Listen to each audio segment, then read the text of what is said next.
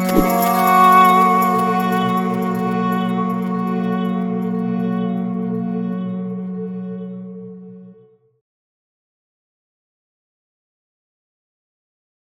going to start.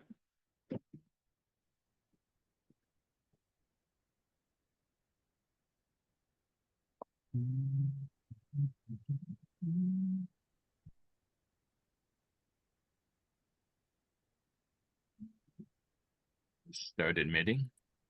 Yes, let's do that. Let's get ready to rumble.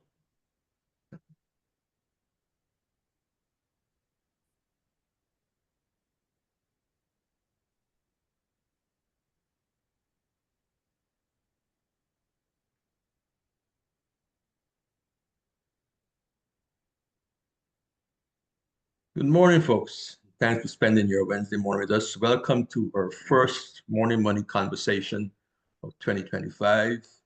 I am here with my two colleagues, well, my son and my good friend, Stefan and Drew. A little bit of background. We've been doing this now for exactly 1 year. So we're in our second year, or as they say in TV land, our second season. This is our second season, episode 1.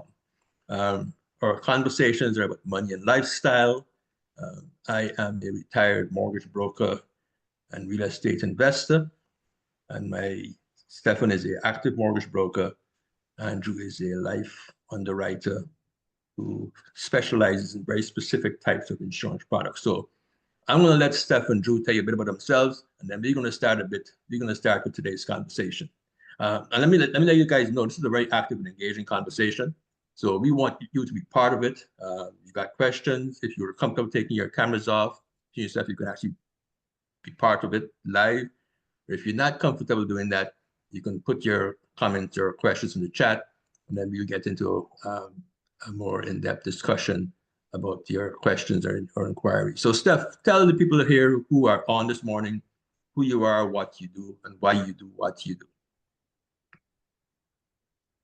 Thank you for that illustrious introduction. My name is Stefan McMillan. I'm a mortgage agent going on to almost 10 years now, the big 10. The reason why I do this, let's start with what we do. So what we do is a range of different types of mortgages, residential, small commercial. We're kind of a large wheelhouse of all types of mortgages. We specialize in the reverse mortgage, one of the topics that I shared in the early last year in Morning Money Conversations, debt refinance, investors, and so forth.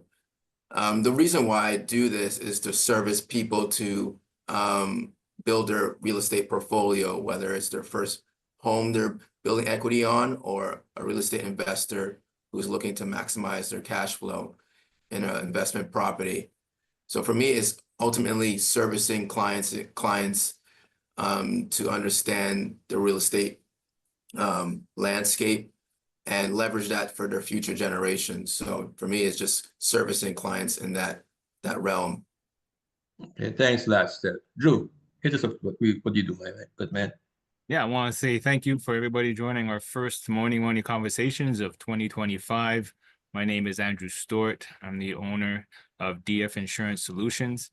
And what I do is try to help families, professionals, and small business owners unpack how insurance and investment solutions can fit into their estate planning, not only personally, but only for their business as well, and making sure that what they want to be passed on is done effectively and tax efficient, and where it goes properly to their next of kin. All right, thanks a lot, guys. Now, we have a YouTube page with some of our older conversations, Morning Money Conversations. Let's go to YouTube and take a look at that. Hit the link. A lot of video shorts and some of the old content. If you want to hear some of the previous dialogue between the three of us and our audience, feel free to go back. So let's look at 2025. You know, most of us have a good year last year. I hope we all did. We had a great Christmas.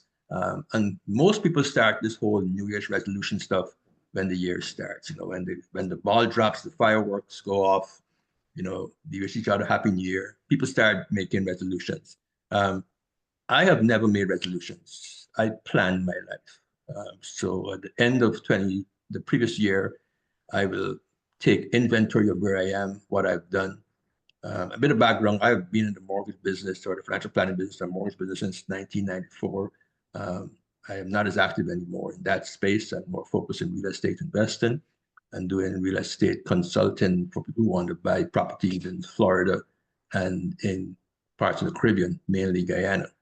But what I did when I was active, I would go back and review my year, look at my numbers, look at my business model and see if it worked and if I met my targets or I was short. And if I didn't, then I would actually look at how I would catch up the following year. Because, I mean, if you keep on not hitting your targets year after year, at some point you want to implode. You're not going to, if you've got a long-term goal and you've got short-term goals, you're not going, if you keep on being short every year, every month, at some point it's going to catch up. So I never did the resolution day. I sat down, New Year's was a very quiet day for me. I didn't do a lot of New Year's Eve partying. I spent that time just sort of looking back and thinking, okay, this is what I've done and this is what I want to do for the next year. So I'm not too sure how many people in the audience make resolutions. I'm not sure if that's your thing, or if you've got a more streamlined planning. But what I want us to do this morning is, Steph works in the mortgage space. Andrew works in the investment insurance space. And we're going to talk a bit about how we help our clients meander or plan their path into the new year. And then I'll speak about a bit of how I help clients who are investors do the same thing, what I have done myself, or what has worked for me, or what has not worked for me. So which one of you guys want to go first and talk about the whole planning stuff with your clients? Like, what do you do at the end of the year? How do you basically deal with them in the first week or the first month of the year? Andrew, you go ahead. Yeah, well, thanks, Steph, for letting me go first. So kind of where I like to start conversations that I have with my current client base, that we either do annual or, every 2 years we do a review. I believe that the first question I try to find out is, have you gained any wisdom from 2024? And when I ask them that, I say, well, wisdom can only be gained by the experience that you had in 2024 and whatever introspection you've had or you've done over 2024. So I asked them, look back at 2024 and, like Ray said, evaluate what goals you set out for yourself and see how you either A, obtained them or you didn't. And that requires you to kind of stop, think, reflect, assess, and then do that introspection. And then we go into 2025 and say, okay, what is it that we have to change, either yourself, your mindset, or whatever actions that derailed those goals in regards to reaching those financial goals. So once we have a brief conversation about, okay, was it a good year, bad year, what you did well, what you didn't do well, then we can kind of get into the nitty-gritty of their personalized financial plan. And everybody's plan is going to be different. So I can't say, here's a one way fits all cookie cutter and just copy this and it'll work for you, because everybody's going to be starting at a different point. But a lot of the things that come up that we review is, one, obviously where they are financially when it comes down to their debt and their savings. Getting a clear picture on whether their debts have increased, if they were successful on reducing them or eliminating them, and how they did that. And then we focus on, okay, finance-wise, what are your goals financially for 2025 in regards to either your retirement or building an emergency fund, or possibly, putting money away for their kids. So that's why everybody's going to be a little bit different.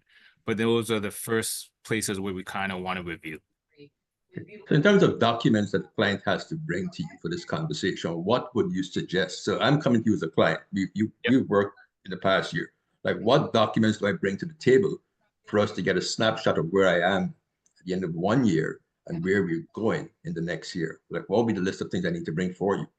That's a great question. So I would want you to bring all your investment documents. So if you have your RSPs with different financial institutions, where they are, what they are now, where they're sitting, so bring those.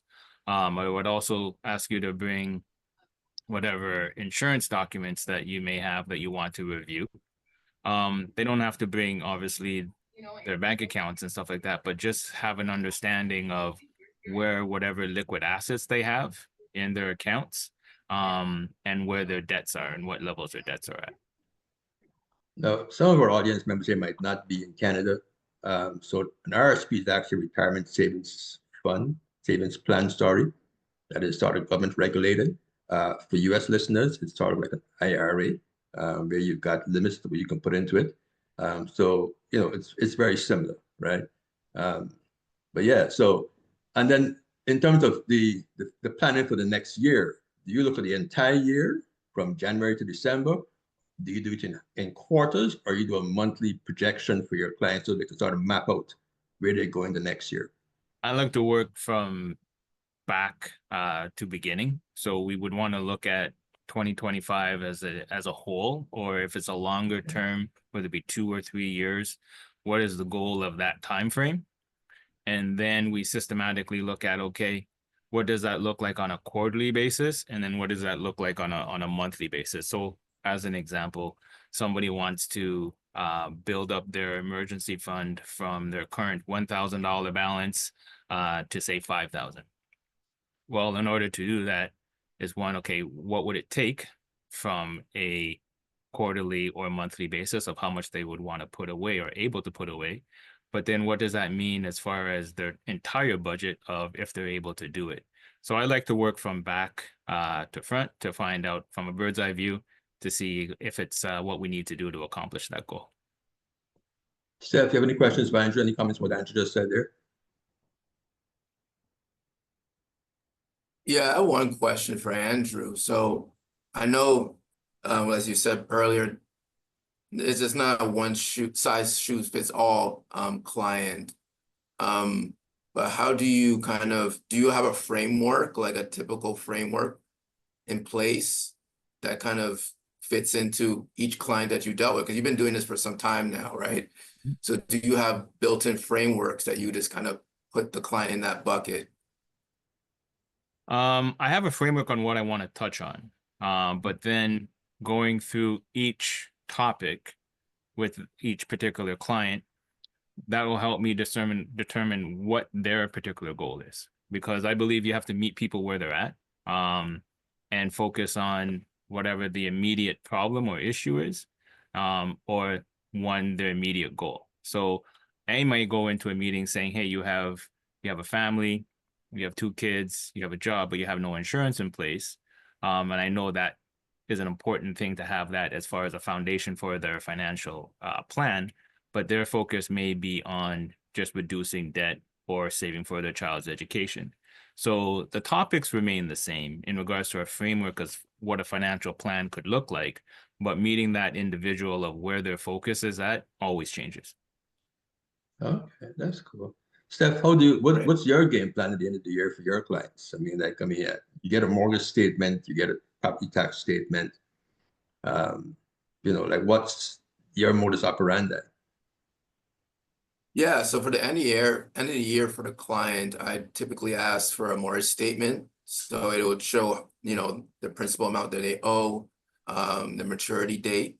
As we all are probably hearing from our local news or business news, it's a big boom this year for renewals.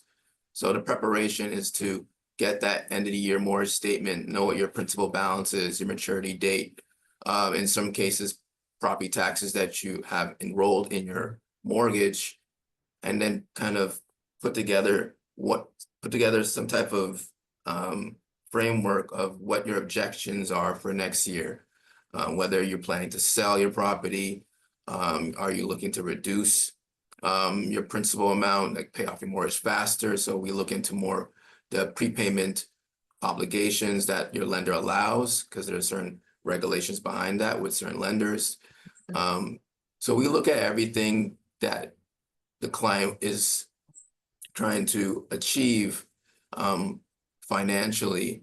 And it's quite a bit of different sectors with people. Like Andrew said, everyone's in a different stage in their life. It could be a young family, it could be a couple looking into retirement. So everything that we're going through when it comes to the consultation part it varies from the person's stance on their current life. So for me, I meander through those people who are in different life stages. So for instance, the clients that are looking towards retirement, we start looking at more of kind of the spending habits and how much you need to retire, as opposed for a young family, you're looking at more saving and how much we can maximize in your mortgage. So there's different factors when we're looking into different clients at the end of the year. And end of the year kind of sets a tone for next year in January. So when I meet that same client, they already know the goal setting that we placed in December or even before that. For me, I touch on clients 4 to 6 months before renewal, because it gives enough time to prepare as opposed to being reactionary. Because typically lenders give the renewal agreement 21 days before the actual maturity date. So 21 days. yeah, That's 21 very days. short. Yeah, and So the client think a it's lot of time to really make no real strategic moves then. You kind of, exact it's a exactly reactionary thing though. exactly. So it's purposely a tactic for the lenders, not to, jab at the lenders, but is they want you to retain the client. So they give them such a small window to not, reach out to their broker and see how much the broker can do at that time frame where they can look at another lender that can reduce their monthly mortgage payments significantly. So for me, I reach out to the client 4 to 6 months prior to the maturity date. And then we go through what kind of the goal setting they have, whether if they want to reduce their monthly mortgage payment, reduce cash flow, whether, like I mentioned earlier, if they want to wish to sell, how does that prepayment penalties look like? So a lot of things that we have to crunch in is very apprehensive to clients' ability to take advantage of lower rates. And it's not solely only lower rates. You have to look at flexibility terms on your renewal, even your mortgage. I'm going So to translate for American listeners. yeah, So they're probably confused. So for guys who are in the US, their mortgages are actually quite different to Canadian mortgages. So in the US, you have 15, 20, and 25 and 30-year terms. So there's no renewal for most US mortgages every 3 to 5 years, as in Canada. However, you still need to do some sort of planning every year with your mortgage, see whether whether the rates are still competitive, what your interest payments have been like, and that sort of stuff. In Canada, we do, the common term is a 5-year term. In recent years, it's been shorter because of the high interest environment, and then the change to the variable rate mortgage. So just want to put some context for people living in the US, people listening from the US who might be totally confused what you guys are talking about, because it's a whole different landscape here in America. I'm in Florida, for those who are actually That's on why the call. we have you here. Yeah, I'm in Jacksonville, Florida, so I have the luxury of being able to understand both sides of the equation when it comes to navigating finances and stuff like that. But we know that there's certain clients who are very, very organized and very, very structured. I mean, you guys can ask me questions also because I've got my own niche of business that I'm doing. And for the audience, I've seen quite a few familiar faces on the call this morning with us. Ask your question, right, or put in the chat. I mean, you can take your camera off. I mean, if you're at work or you're driving, you can't take your camera off. Just raise your hand, come off mute, and ask any questions you may have. I do have a question for the people joining us today, and they could just type it in the chat, and we could just do a quick poll. Type in your number one financial goal, or like you said, resolution that you made for 2025. If you No, don't I'm not making a resolution. We're making goals. Resolutions usually backfire by, was it February? All those gym memberships decline by February, right? Is that a February, statistic? second week of February is Okay, quit so day or something like that? yeah, I can't put. I mean, you guys are gym guys. I'm not a gym guy. I've been blessed with a nice body, so I ain't gotta go to the gym. Oh, here you know. But I think it's February, so we're gonna remove the word resolution from our conversation because I think that is very limited, and we're gonna focus more on goals, plans, and strategies. If you guys are doing what I'm saying, make sense? no, I totally agree. I'm not. What you I'm say, not Andrew? really You into look, the you look whole as though you cruise sold out and lines. paid, Andrew.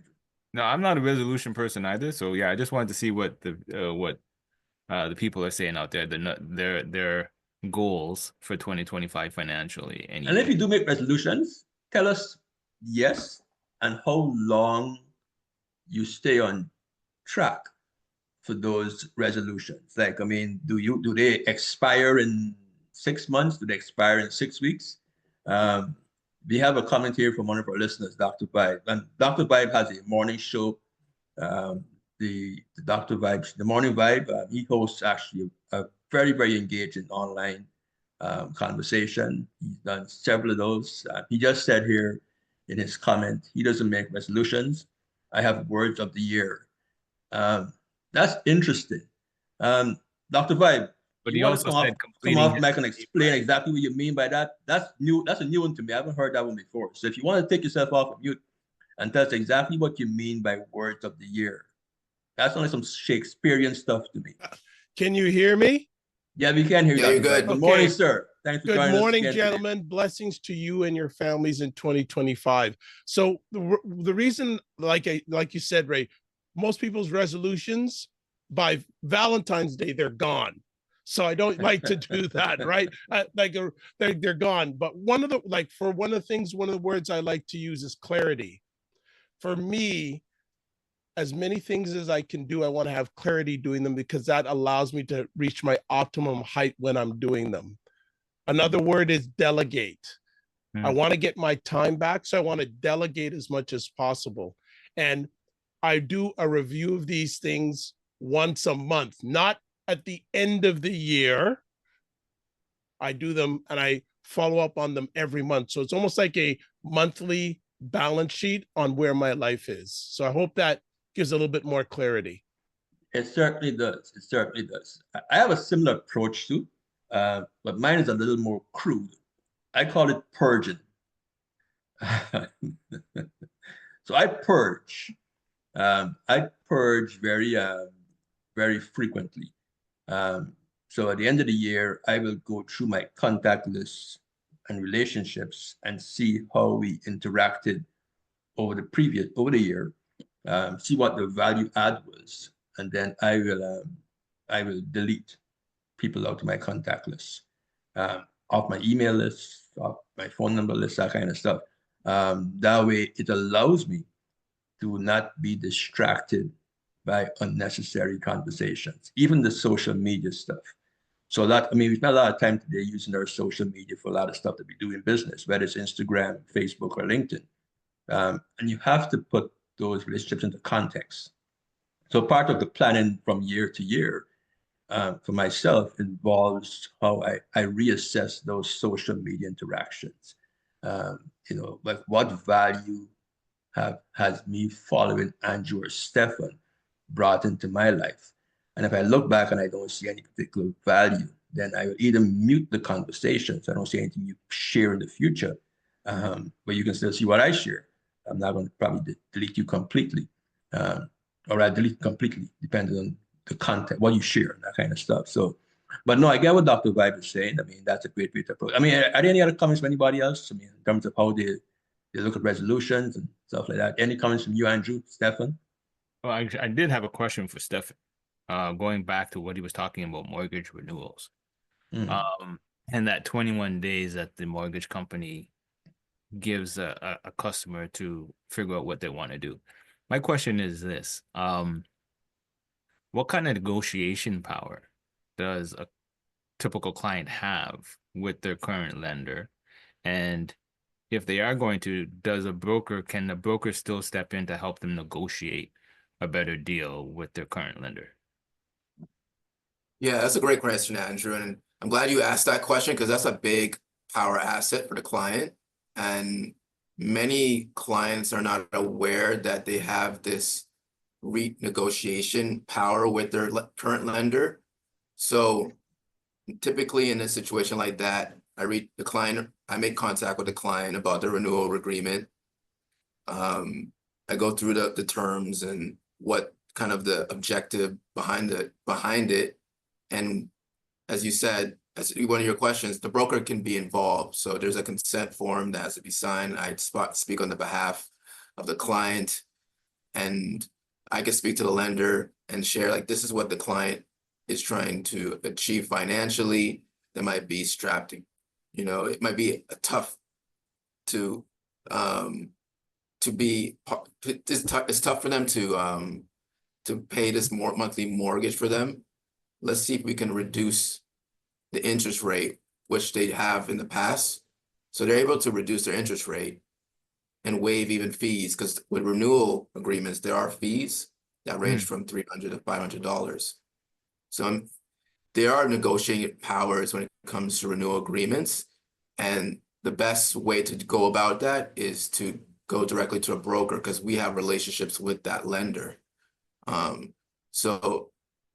You may not be effective doing it on your own, because there's a certain way of approaching that lender to renegotiate your renewal agreement. So yes, you can renegotiate your renewal agreement and drop your interest rate and waive fees. Yeah. Yeah. What I usually say is that many people ask the right question the wrong way. Right? I mean, if you were in this particular industry, we work as independent consultants, whether you're working as insurance advisors, investment advisors, mortgage advisors, or in any of those kind of arenas. A lot of times clients know what they want to ask, but they don't know the jargon of the industry. So, you want to spend time talking to somebody who does this every single day. I mean, I don't know how many clients how many business conversations you guys have every day with insurance companies, mortgage companies, and that sort of stuff. But the average client who owns a home or has an investment portfolio is not having those conversations every single day, probably once every 6 months, probably once every couple of years in some cases, depending on where they are in their life journey. So I think it's important for us to encourage clients to call us to speak on their behalf. And I think the challenge we have today is that, with access to Google and all these other things, a lot of folks think they have the ability to do it themselves. And that may be true, that may be fine. You may be okay, I don't need, to call anybody, but I would recommend. Now, ask quick questions that in your negotiation on behalf of clients, do you normally save them on their interest rate? Like, is that something you've accomplished for a lot of clients? And what is the reaction to the clients when you've done that for them?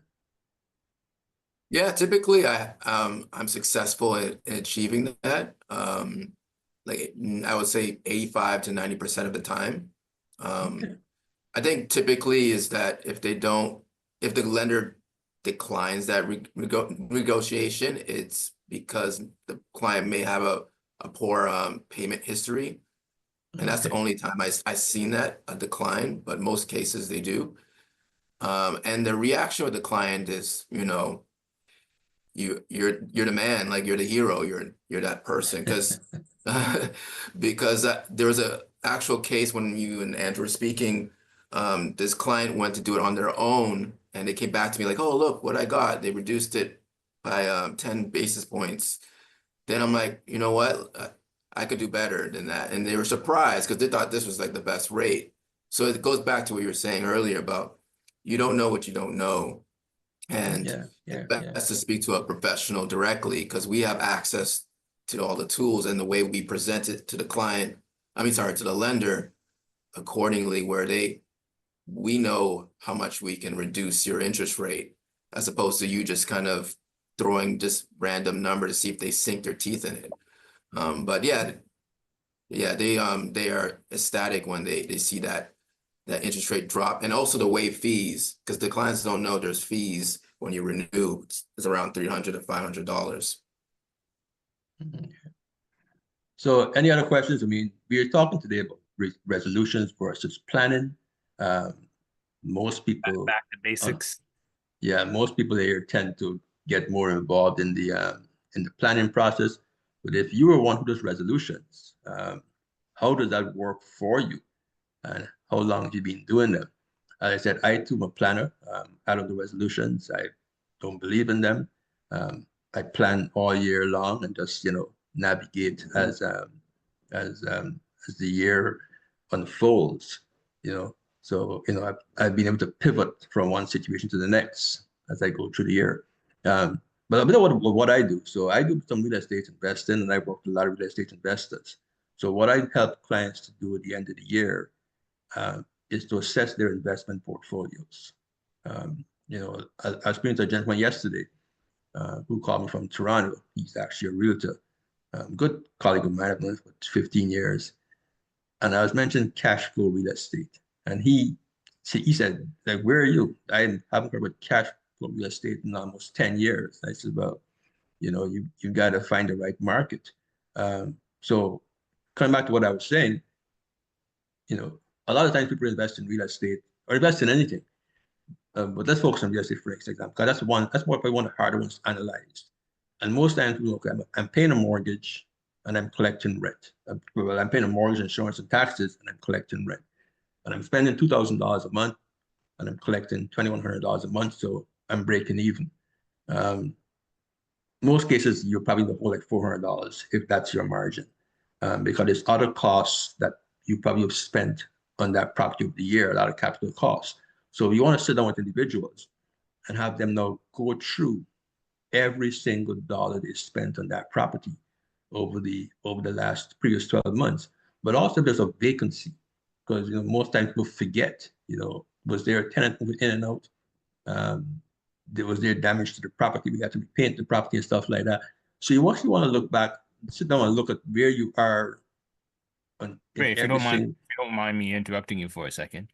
Sure. I have a question in regards to the tracking, because like you asked me, if you were going to sit down and you asked, okay, what does a client need to bring with you to review that stuff? For yourself, if you're reviewing somebody's real estate portfolio and they don't have a history of tracking the spending or tracking that type of stuff, it's very easy to say, you know what, find out the dollars and where they went. But what kind of tips would you give somebody with a real estate portfolio of, okay, this is how you properly track what's coming in, what's going out, and if so, what would they need to bring to you for you to act? But if the person is very organized, and I've worked with them from the start when they first bought those properties, that portfolio. We build a spreadsheet. You build a spreadsheet January to December, and you sort of coach them. And every time you go into Home Depot and you buy a paintbrush, or you buy, wood filler, or you buy a pack of screws, you put that number in there. So you've got some sort of system. It's easy to get them to do it when they understand that all of those expenses are tax deductible, because everybody wants to save money in their taxes, whether you do the IRS or the CRA. So when you add that component into the conversation, it's very easy for them to start doing it, right? So that'd be the first step if it's somebody I've worked with in the past. If it's somebody that comes to me 3/4 way through the game and they're trying to analyze their portfolio, bank statements, right? One of the first things I ask them, do you have a separate bank statement where the rent goes into and all your expenses come out of? And if they do, then it's easy. I can quickly go through those statements month by month and figure out what they're spending. You see, there's Home Depot and there's Lowe's and there's Canadian Tire. You can tell what kind of transactions are probably related to the real estate. When you look at somebody's bank, if they don't have a designated bank statement for their property, then I've got to go through their personal bank statements. And that could be a bit of a pain if they're tapping their bank card 4 times a day. I've got 30 days of 5 transactions a day to go through trying to figure out. What have you seen to be the norm? What have you seen? I didn't get that, Andrew. What have you seen to be the typical, because most investors, most novice investors do everything in their personal bank statement. So it's total chaos. They've got one property, they're renting their basement. But let's speak of Toronto. It's usually one property, a condo, or they're renting their basement. In the US, they tend to have larger, more organized portfolios because the properties here are less expensive. You can more have a real estate business in many cities in the US compared to the greater Toronto area and much of Canada. So I find that the tenants from my experience in Canada were less organized. Hence the reason many of them lost their properties or ended up in problems most of the time. because they didn't know what they were doing. So you buy a property and it needs a furnace, right? Furnace costs you $7,000, but you had no reserve fund for that eventuality. All you're thinking about, and I don't want to mention when you realtors in this conversation, but a lot of realtors simplify the investment property process. So they look at it, okay, you buy this house for $300,000, your mortgage is $1,500 a month, you rent it for $1,700 a month, you're making $200 a month. No, you're not. You know, we take into context vacancy rates, ongoing, there will be ongoing, if you buy a brand new home from the builder, there will be ongoing maintenance, right? You know, you've got to do stuff all the time, right? So the first part of there is actually a very good part. So I would advise a client to, one, do an inspection of your property within the first 3 weeks of the year. Because if a tenant's been there for 2 or 3 years, then most likely that property has wear and tear, right? You may need to probably change your stove. You may have to probably reinstall new towel bars in your washroom. You may have to change a faucet in your kitchen because it's leaking. So if you go into your home in the first three months of the year, it allows you to better plan your portfolio for the rest of the year. So you aren't reacting to things that are happening down the road. You're actually, you know, what's the word they use? You're actually taking the upper hand in the situation, right? But you know, to come back to your question, it can be a bit of a challenge if folks aren't doing things properly, because you know you want to look at, okay, for example, you know, there's some cities where property taxes have gone up significantly, right? No, you can appeal your property taxes, right? If you don't think that the increase is something that's worth it. Home insurance, at the end of the year, you want to start looking, okay, my home insurance on this property is $1,400 a year, right? And it's over the last 5 years, it's gone up by almost 70%. So you want to start looking around and say, okay, can I bring some of these costs back down, right? So I can increase my cash flow on the rental property. I actually did that one year. My property tax is actually included in my mortgage payment. And then when I looked at my mortgage statement one year, I was like, yo, why are you guys taking so much? Because they take enough to reserve to pay it. Yeah, for reserve. Right. And I was like, yo, why are you guys taking like almost like double of what's required? And I was like, no, they go, do you want us to reduce? I was like, yeah, reduce that. Give back my money. Because as an investor, your focus is cash flow. Yeah. Right. So if your lender is taking, and for my US listeners, that term is escrow, right? So you have what's called an escrow account for US listeners, where they deal with the property taxes, the home insurance, and all that stuff. You need to review your escrow statement frequently, particularly at the end of the year, to determine whether the amount that they're taking is more than they should be taking, or they're taking less, right? Or they are paying stuff, because in the US, they pay your home insurance for you, right? And sometimes they sell the mortgage midterm. And all the information isn't given to the new lender. So your insurance can lapse and you never know. Right? And so it's very important that you stay on top of this stuff. Right? And that's why you've got, you know, I mean, what we're doing now at the beginning of the year is perfect. But I mean, this conversation should be had with all of our clients at least probably twice a year, or I would say every quarter. And if you've got clients who've got larger portfolios or who are not very organized, then probably once a month, a 10-minute conversation once a month with your advisor will save you a lot of money and a lot of grief. We have a comment here in our chat, and this is from Jedediah. Jedediah says, I honestly don't think resolutions work well unless it's a necessary commitment. And that is true. I mean, I think we all managed to agree on that so far this morning, that resolutions are just, you know, you get up and say, okay, I'm going to go to the gym, or I'm going to start drinking 8 glasses of water, or I'm going to run 5 miles every day. And you do it for the first 2 weeks. And then, you know, you get up one morning, it's minus 14 degrees. And like, I am not getting up my bed this morning. You know what I mean?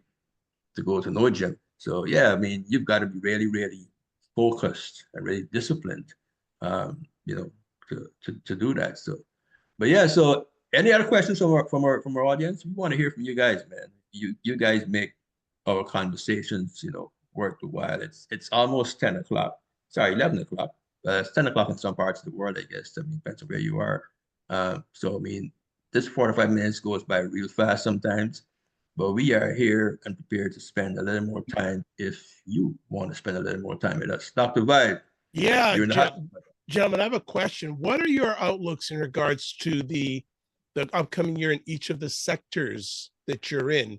Because I follow, like I heard yesterday in the US, it looks like the Fed doesn't look like they're going to be doing any movement on interest rates for the next little while. In each of your sectors, what is your forecast? And it's a forecast. It doesn't mean it's going to be 100% true, but what do you see happening in each one of your sectors for 2025 so we can be more prepared for 2025? Okay, I'm gonna get my crystal ball and rub it for you guys. Who want to go? Steph, you want to? What's your take on that, Steph, on Andrew? I mean, I have my own. I can go on that for like probably half an hour, but I'm gonna let Steph and Andrew go first. Yeah, that's a great question, Dr. Vibe, and that's typical. First thing in the year, that's the kind of the conversation I have with my referral partners, whether in the financial advisors or real estate agents and so forth. With the mortgage side, there's a lot happening. I know the focus point is Trudeau stepping down and everyone's kind of up in arms, but you have to look at last year and what was implemented from his cabinet. I'm not getting political here. I'm just kind of shedding light on what has happened last year, where they implemented the home buyers insured mortgages that go up to 1.5 million, increasing the buying power, the 30-year AMs, the second suite units. So there's a lot of things that were implemented, going to be implemented this year from that cabinet, and the outlook for real estate. When I was speaking to a real estate agent earlier, and he said it's going to be a better year. The trouble is still less inventory, but that pent up demand from last year, people waiting the sidelines and interest rates coming down, people are more inclined to jump in and buy property in the GTA or outside of GTA. So my outlook for this year, it's going to be it's going to kind of unfold a lot of the changes and policies from the last couple of years, and it's going to come to fruition this year. So I'm optimistic and excited for the outlook for this year.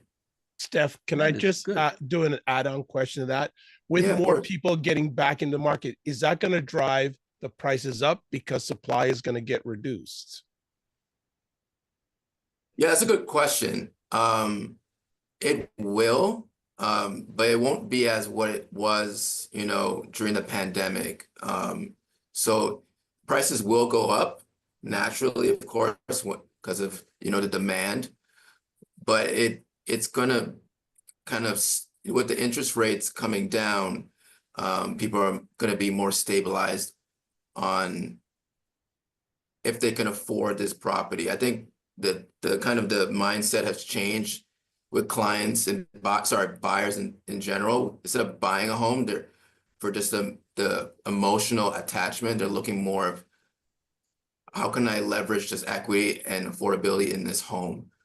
So it's a mindset as I feel like it's shifting as opposed to what it was before with a lot of emotional buying, where people were stuck to sell, forced to sell.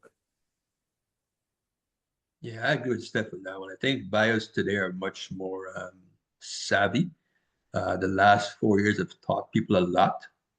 They've seen huge swings in the property values. I mean, property values have swung by as much as, in some cases, 10 to 20%.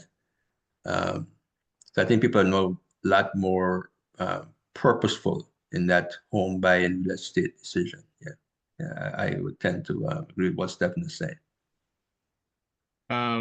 For myself, I deal mainly on the estate planning and insurance side of things. So for 2025, it's interesting because a lot of people are looking at, okay, I'm either going to be entering retiring years soon or retiring and looking at my cash flow, or even just you're still in your accumulation, everybody's looking at their cash flow and their pocketbooks of saying, okay, what can we afford as far as our lifestyle goes? So everything is going to be boiled down to one, if they have their investment portfolio, a lot of it is usually US heavy stocks. So we're looking at the dollar going down and saying, okay, how does that affect your portfolios? You're obviously, if it's in your US stocks and the dollar goes down and it's converted to to Canadian currency, then you got to automatically get a little bit of a boost in the value of your portfolio. But then it also makes it more expensive when you're buying US stocks. So we're looking at things like that.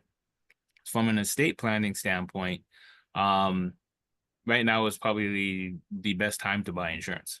A lot of carriers right now have increased their limits to buy insurance without medicals. A lot of carriers have decreased their rates as far as a cost per 1,000 to insure yourself, and they're trying to loosen I guess their straps or their belts on underwriting requirements. They want people to get the coverage, and more importantly, they want people to get permanent coverage. Term insurance is nice, it's cheap, but the fact is that less than 2% of all term policies sold in Canada get claimed upon because most people outlive and can't afford the renewals. So if you're ever looking at a tax efficient way to pass on assets to the next generation using insurance, great time to buy insurance. And if you're accumulating and you're growing right now and you have a family, it's another great time to look at what kind of insurance solutions you can put in place. We have a comment here from one of our listeners. He says, I've been thinking that some amount of artificial intelligence and tech is going to happen, and there will be world implications with the new US president. But in terms of investment, I don't know what, I think you missed out a word there. A good A view. good view is to think we're still human with human needs. So the question I'm asking is how to competitively or innovatively invest in human needs. Well, we've got four very basic human needs, which is feed, clothe, and housing ourselves, right? Everybody needs food, everybody needs clothes, and everybody needs somewhere to live. And that will never change regardless of how technologically advanced the world becomes. Now, I mean, in terms of the housing, the housing may change in terms of more energy efficient homes and more smart homes. But if you can provide one of those three things, I think we're using the technology to make the delivery of those three products very, very easy. I don't think AI is going to change the world significantly. Let me rephrase that. I don't think we need to be afraid that AI will change the world where we have difficulty providing services to our client base. What AI will do, it will make what we do easier. And I think once you accept that approach, then you'll find. But I mean, you have to figure out that each market is different.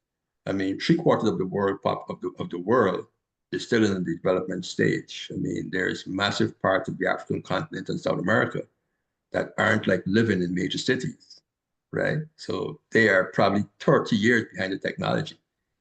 So if you live in a big city, you are seeing it from that vantage point. And that is not the view that a lot of people in the world are seeing. I mean, I spend a lot of time in parts of the Caribbean, namely Guyana. Even here in Florida, where I am, it's a very simple existence. But let's go back to Guyana. Um, you know, Guyana is still, yeah, everybody has a smartphone, but Guyana is still about 25 years behind the smallest American city when it comes to technology. So there's still a lot of things in those environments that AI will have zero impact on in any significant manner. You know what I mean? But coming back to what Dr. Vibe's question was, I think this is a great time to be alive. I know that sounds very cliche. We've all sort of survived the last 4 years of major challenges. We had, the pandemic. We had interest rates going through the roof. We had people working from home. Like everything that could have happened in the last 4 years happened. And now things have started to stabilize. There are tons of opportunities globally today. I think during the pandemic, it allowed people to see the world for what it is. The world has shrunk significantly. At the click of a button, you get information in almost any city or country in the world to make an investment decision. Whether you're investing in a stock portfolio or investing in real estate or anything, that the information is all there. And that's what I have found. I have moved into doing stuff in Guyana, which is a developing country that has suddenly found itself with an abundance of oil wealth. Um, you know, I think there has to be a level of prudence. If it sounds too good to be true, then it's not true. Do your research, put together your team of professionals. If you're in the real estate space, if you're in the investment space, like Andrew, it's the same thing. You have your insurance and investment advisor, you have your accountant, and you have a lawyer. And I think everybody should have those people, those three people around them. If you're in the mortgage and real estate space, then you want to have the same thing. You want to have a very good accountant. If you're invested in multiple markets in different countries, you want to have an accountant who understands all the markets you're in. Because if you're dual residency both in the US and Canada, you're paying taxes in both countries. And if you don't pay them, you get involved in tax evasion. You can have serious repercussions in the future. Even if you aren't an American resident and you own property in the US, investment property, and you have what is called a TIN number, a tax identification number, you want to make sure you report any income to the IRS and file a US tax return. You just can't buy property in the US because you live somewhere else and not report that income. But build your team. That's what's probably more important. You want to build that team of competent professionals, lawyer.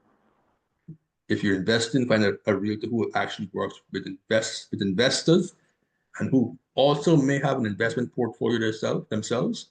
I mean, let's use the analogy. If you got a sport injury, you're not going to go to your dentist, right? Even though they're both medical professionals, you're going to go to somebody who's a chiropractor.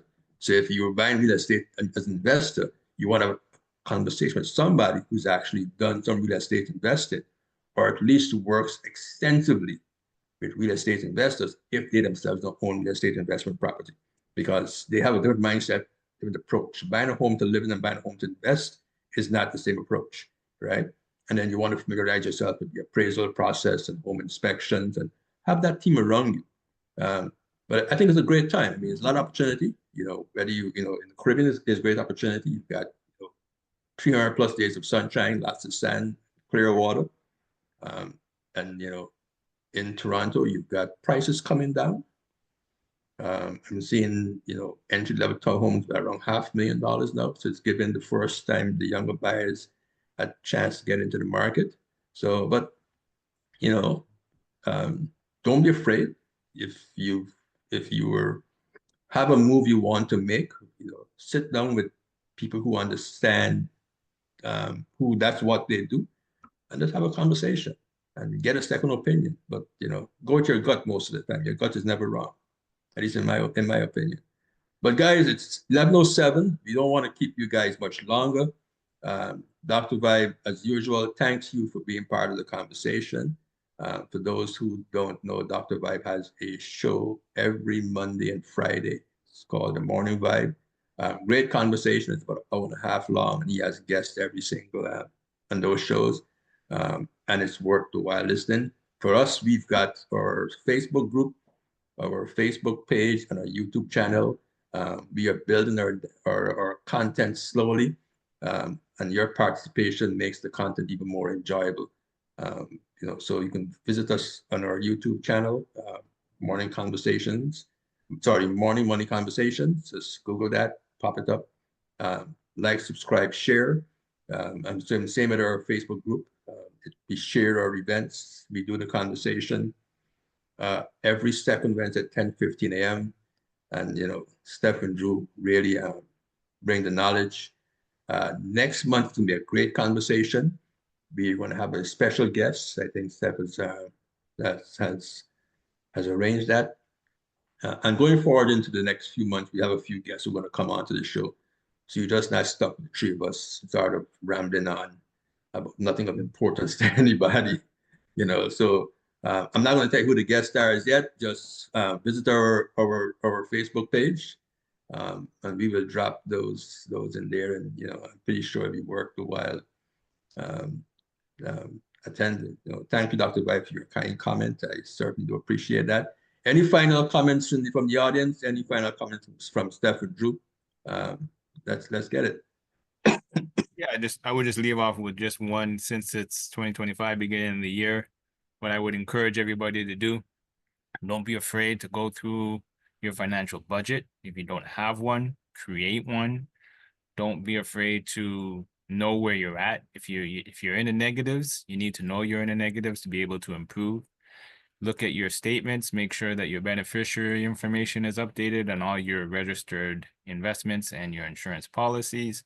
And like Ray said, have those conversations with professionals for the people that you need to speak to obtain your financial goals. So those would be my tips for 2025. Yeah, I would pretty much echo the same thing Andrew said and just add on to that. This is the year where you kind of take helm of your life financially or personally. So because they kind of tied in together. So if you're mentally, you're not quite there, financially, you'll see a decline. So everything kind of coincides together. So speaking to a professional, whether it's myself, my dad, or Andrew, will kind of make it a bigger picture than how you would see in your vantage point. So I think this year is just to take helm of your life, not in a cliche way, but more in a way that you stand tall and 10 toes down. Thanks a lot, guys. And next conversation, I'm going to change my background. I'm looking at these guys' backgrounds. I look at my background, and my background is pathetic, man. I mean, Andrew there got like a nice throw of his chair, and Steph It's got his virtual. bookshelf, and Steph got his Andrew got a virtual background. It's virtual, baby. Oh man, I got this little gray wall, pink wall, brown wall behind. I can't tell what color the wall is.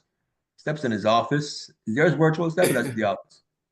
Oh, this is the office. It's nothing Okay, virtual so here. Steph's got a real thing. AI. Andrew's like, okay, but I got to work on something. I gotta get an AI background, man. I gotta do some AI stuff. You know what I mean, guys? Thank you very much for spending time with us. We have another morning money conversation with Stef and Drew. Conversation about money and lifestyle. So we'll see you in February, and everybody enjoy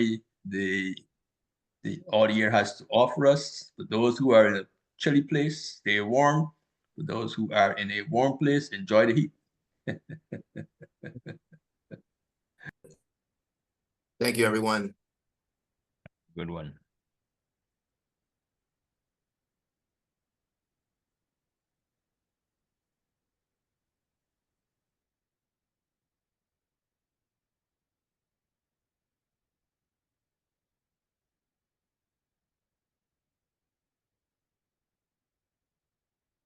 Learn to put people back in the waiting room. Really good. How was that, guys? It was good. It was fantastic. It was great. It's a great way to start off the year. I enjoyed it, as Like, always.